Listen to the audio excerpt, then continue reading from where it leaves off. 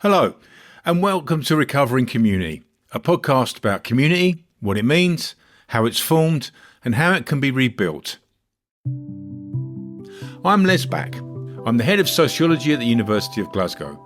And as you might tell from the sound of my voice, I'm a new Glaswegian. I moved here over a year ago, and I've learned so much from my encounter with the life of this place that I've always loved from afar. In the making of this new season of the podcast, my colleagues from the School of Social and Political Sciences have been introducing me to the people, stories and ideas emerging here in the city and beyond. We understand community better when we think with others and collaborate with communities rather than claim to speak for them. So much of the research going on within our school has this quality. I'd like you to come along with me and encounter the extraordinary people of this place, from the kitchens of Castlemilk to the curators decolonising history in the Hunterian Museum. Today we're going right to the foundations of urban life to talk about the landscape of the city, how it's valued and who gets to value it. The story of Glasgow's mixed fortunes is written into its built environment. From the confident grandeur of its Victorian monuments, to the once futuristic, now flaking edifices of post-war modernism, to the new smoke glass and steel developments promising growth, longevity, and perhaps, with some scepticism, ecological harmony. Glasgow also bears many scars from the collapse of its once thriving industries. Former warehouses and factories, decaying public buildings and housing, euphemistically termed brownfield sites, pepper the city. And although Glasgow is rich in this wasteland, these sites are disappearing as developers move in to rebuild the cityscape and harvest profit. The Wastelands and the City Network is an interdisciplinary research team connecting the University of Glasgow's College of Social Sciences and the Glasgow School of Art with artists, ecologists, researchers and archaeologists. Together, they are thinking about different perspectives on this wasteland and how we use it. One of the most productive options might be to do nothing at all, but that requires a huge leap of imagination and courage.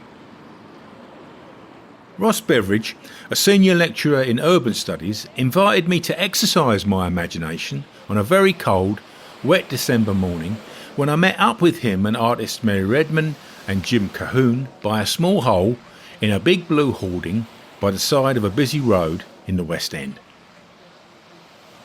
And when we go in through this portal, it's a portal. It kind of takes us into a different state. Really? A different You think state so? of being. I think so. So But you have to reorder your brain to understand it. Yeah. So as we this is kind of makeshift fence here. So you'll have to get me on my knees to get through this portal, which is nice. Yeah, you're too tall for this game.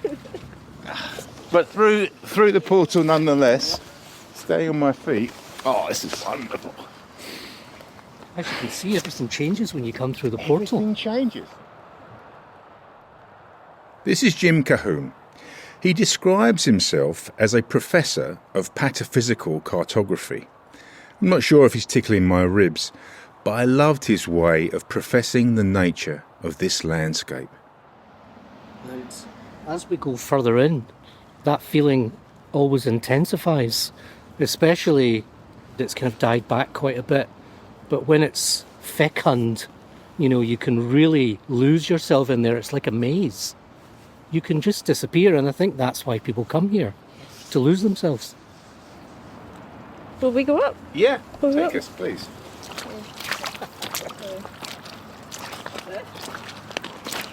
I think, well, This is a new tile. they were in here recently shifting stuff about in a random fashion, but we don't really know why, because it doesn't seem to be any sense to it.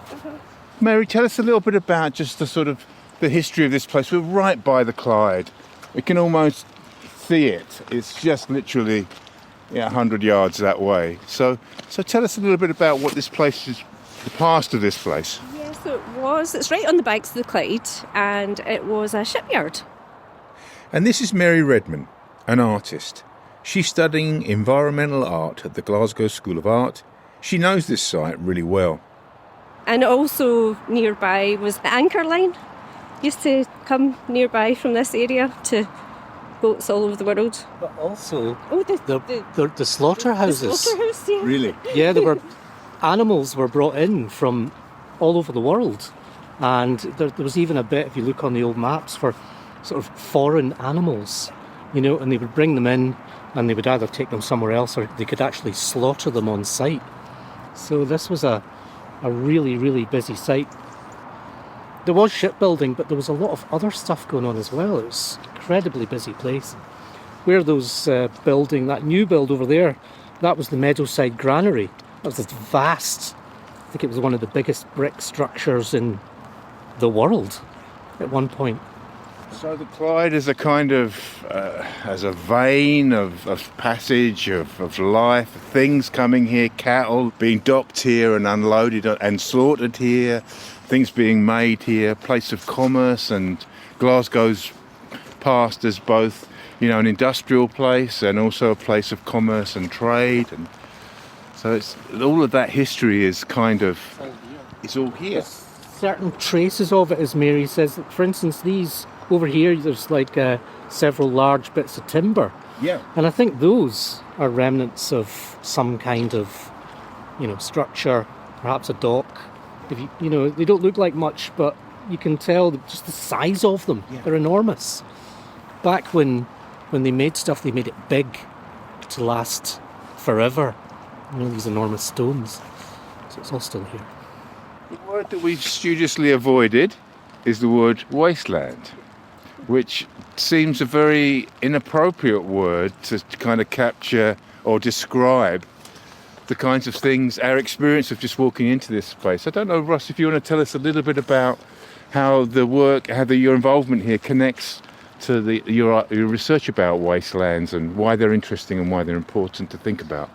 Well, I think what we can call wastelands, or planners, or the council might call derelict or brownfield sites. There's lots of names. And this is Ross Beveridge, who I mentioned in the introduction. Ross runs the Wastelands and the City Network. So artists and architects and designers are very intrigued by these places. And the reason for that is that they exist outside of our normal understandings of space in the city. So normally we expect to see housing or commerce or something which is complete. And these sites are not just incomplete, they have resonances of a thing that they were before. As we just said, they have these traces. So they're hugely rich places of imagining and thinking about the city. And that's what drew me to them initially, because these places are usually seen as not having value, or as only having value when they become developed or become sort of normalised again. So that's not to say that all wastelands should stay the way they are, but it's to say that these sites already have something and exist and have a potential, a sense of possibility, which is not necessarily something which is only in the future, but it's also being lived and practiced, and something that we can learn from, and something that we can use to think about how we live in cities. Yeah, so they become places that are often called non-design. There's a paradox of there's lots of regulation, and when they have these times or periods of openness, then they become something else and they can generate their own kind of lives. It seems so much a reflection of the way in which we understand what's valuable in society. Yeah. Mm-hmm. Yeah, absolutely. So when you come to these places and you think about all these processes which usually happen, and you kind of waiting for them to happen in this space, it gives you the opportunity to question them and think about them. And I think this idea of time is a really interesting one. I hadn't thought about that so much, because often these spaces are limited. They get developed. This one may be developed as well. But the fact that then, if they're left, they generate their own kind of rhythm and tempo is something that is actually creeping into even planning logics and ways we think about greening the city, bringing nature back in, giving nature its space and time. And so ideas of rewilding the city are already being connected to, a little bit at least, to these sites in Glasgow. So ideas that you can create kind of green networks through these empty spaces that are often called wasteland. It seems, I don't know if this is true or not, but I'm still a relative newcomer to the city. I'm a new Glaswegian. It seems like there are more of these kind of spaces in the city than other cities that I've been familiar with, like London, for example. Is that a reflection of where the city is? There's a really high proportion of derelict land in the city. A lot of Glaswegians know and understand that, and I think they do know about the discussed derelict land. Would you say that's true? And a lot of Glaswegians do have a kind of way of accessing it or perspective on it. People find these places because they need them. You know, they either find the hole in the fence that we just came through, or they make the hole in the fence. That hole has come and gone several times. So people are deliberately making their way into this place, and they won't let the fence stop them. So that, I think that indicates how important it is. It's a range of people, isn't it? It's dog walkers, but it's also people coming in to, hang out, garden, have a party, do illicit things that you can't do out there, like drink, have sex. All of that takes place in here. Great. So tell us a little bit about the life of these kinds of places then. I know that you've full of weirdos. Very.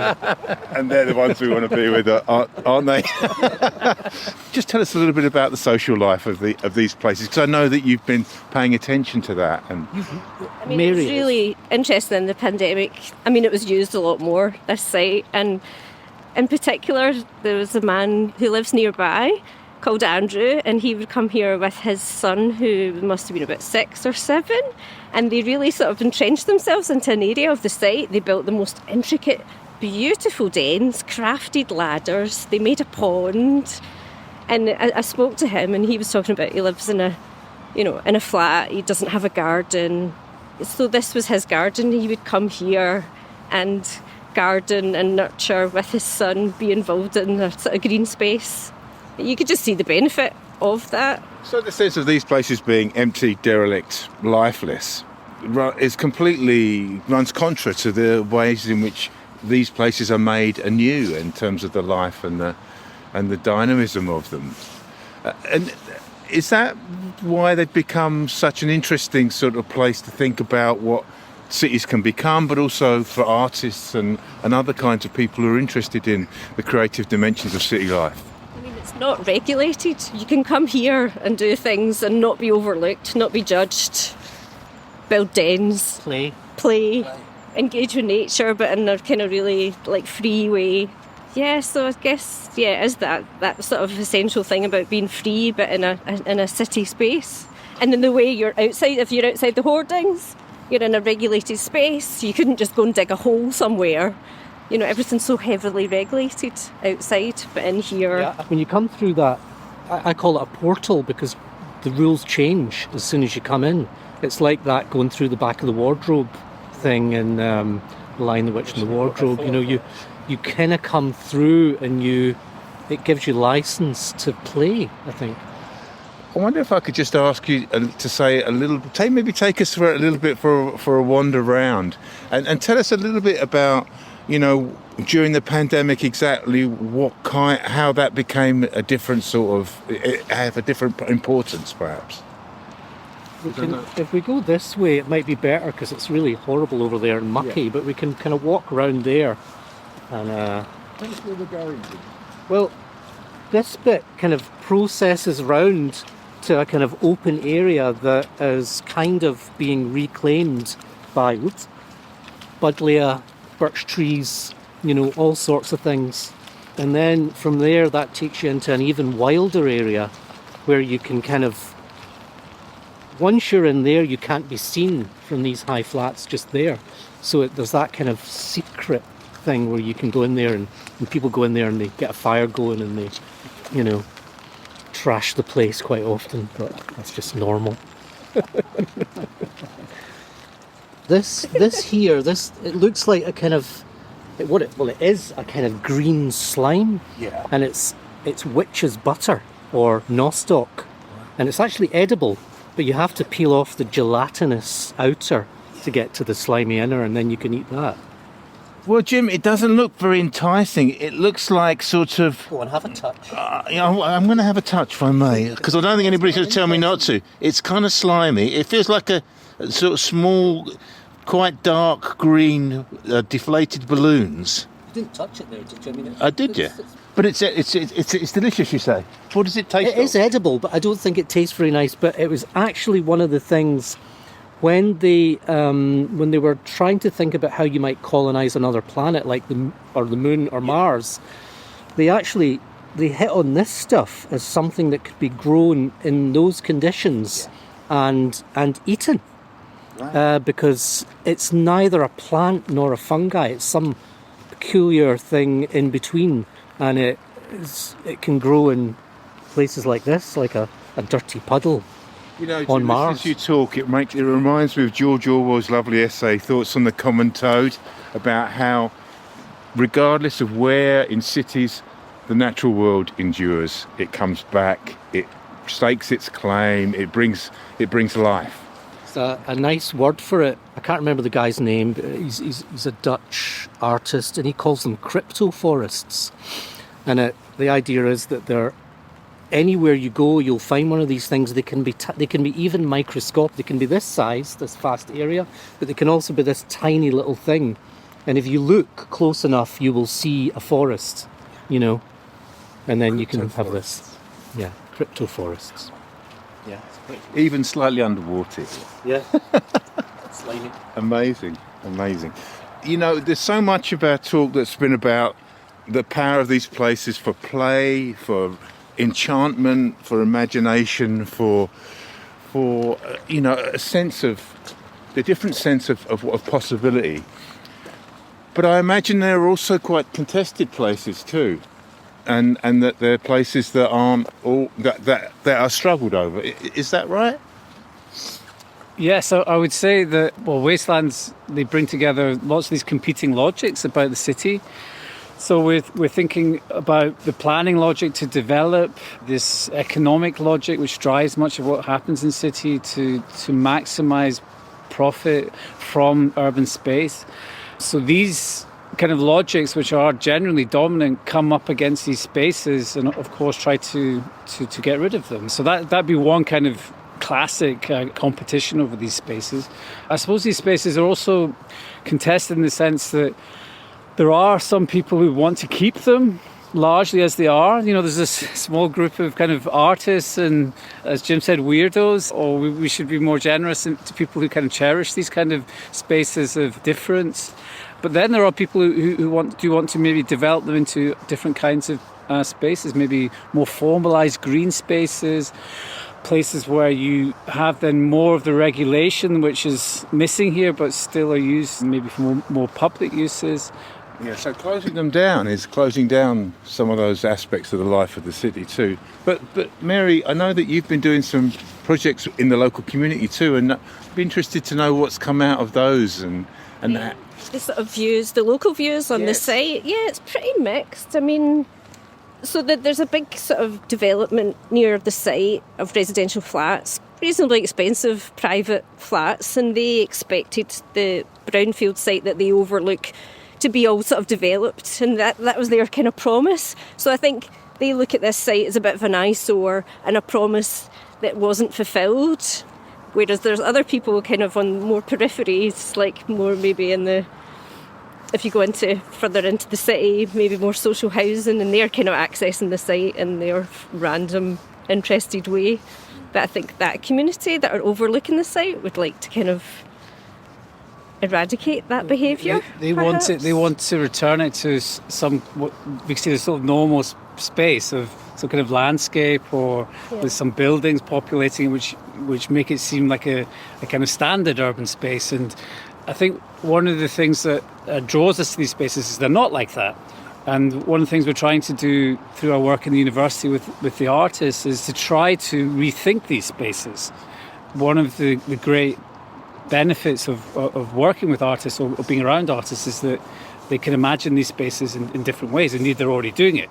And I think that's important for us to break those sort of very standard ways of looking at urban space. But if through these different lenses which we have, artists, academics, writers, they can help us to rethink these spaces as places which might be incorporated in the urban fabric rather than eradicated from the urban fabric.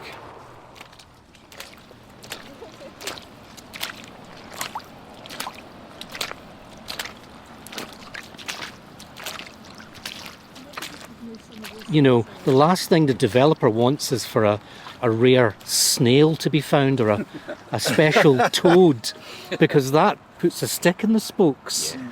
So they don't want that. And I think that's partly what's happening here.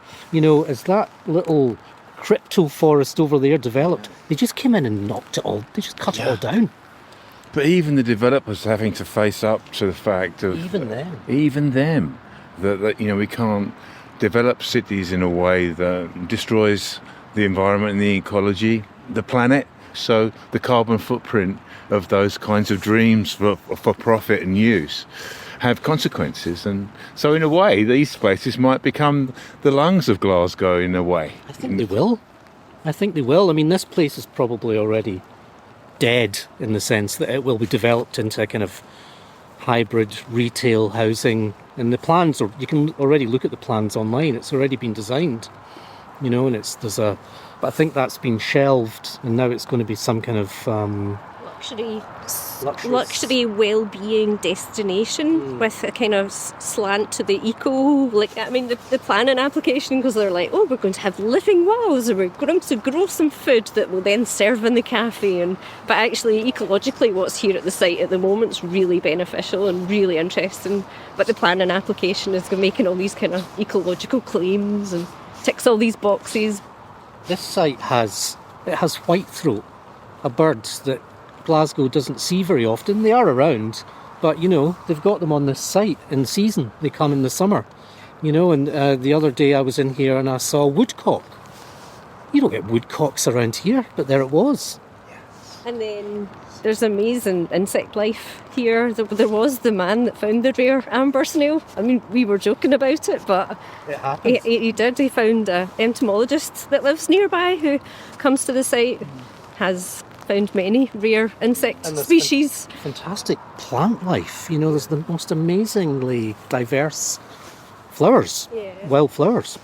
That's a very compelling phrase, the life that's within a place like this. The whitethroat, the kingfishers, the woodcock, the plant species, as well as the human life, the social life, of these places too. So people like Jim and Mary and other people, they're kind of explorers in a way, explorers of these sites, but they also make these records of the site, and they give it its own kind of value, if you want to use that term.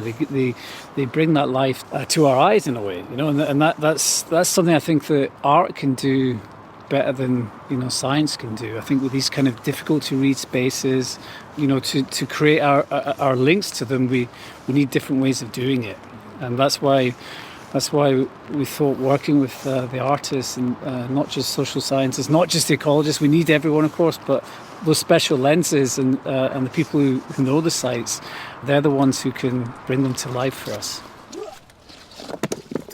I couldn't resist joining in with Jim, Ross and Mary, and I chucked a few cobblestones into a massive puddle. Throwing the cobblestones around.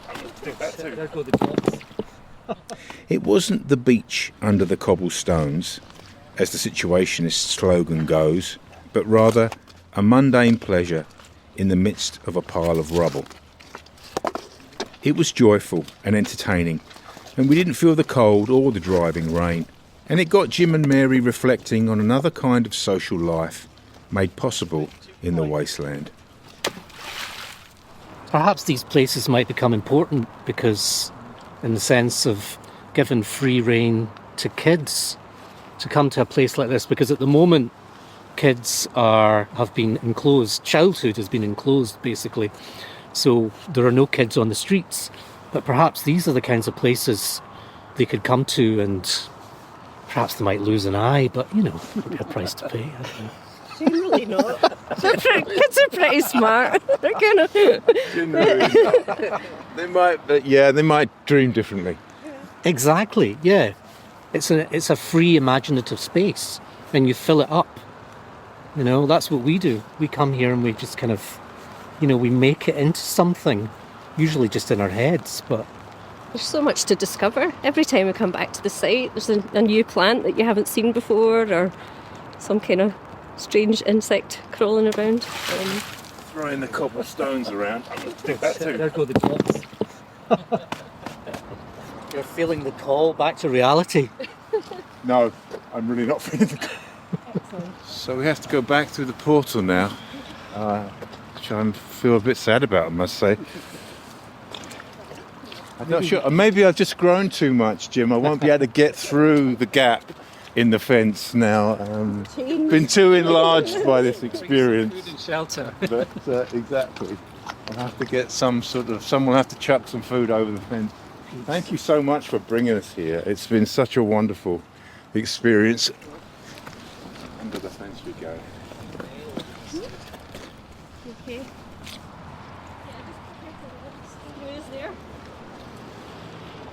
What an extraordinary experience going there.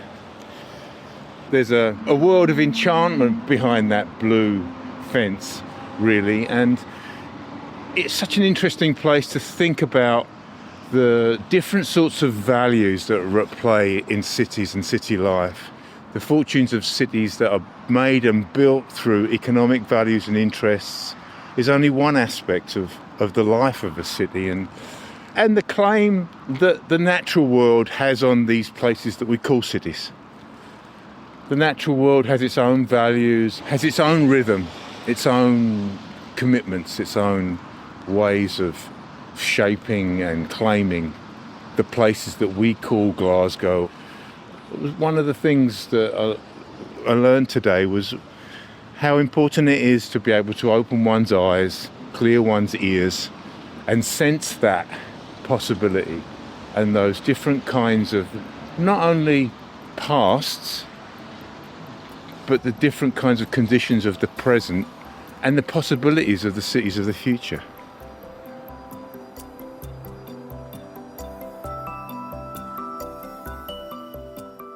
Thank you for listening to this episode of Recovering Community.